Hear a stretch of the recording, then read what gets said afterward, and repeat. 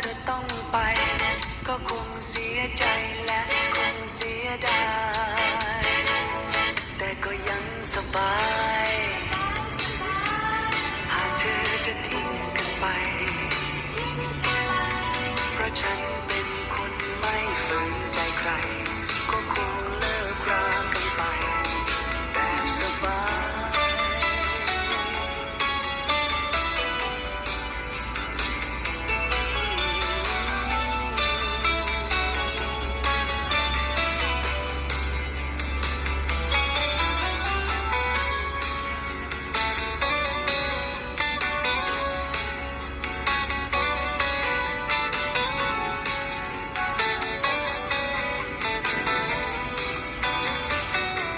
สบายสบาย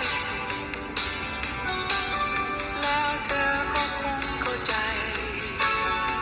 เรานั้นจะอยู่เรียนรู้กันไปจะทุกข์จะสุขเพียงไหนสบายสบาย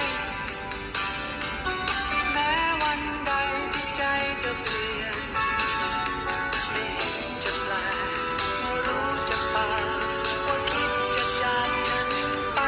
ก็คงเข้าใจว่าเธอต้องไปก็คงเสียใจและคงเสียดายแต่ก็ยังสบายหากเธอจะทิ้งกันไปเพราะฉันเป็นคนไม่ฝืนใจใครก็คงเลิกรากันไปแบบสบาย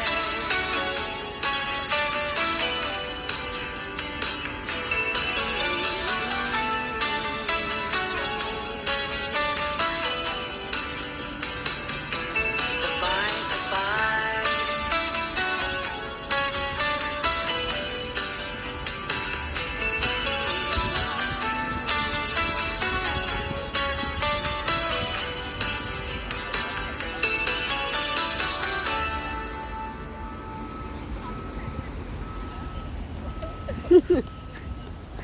สวยมาก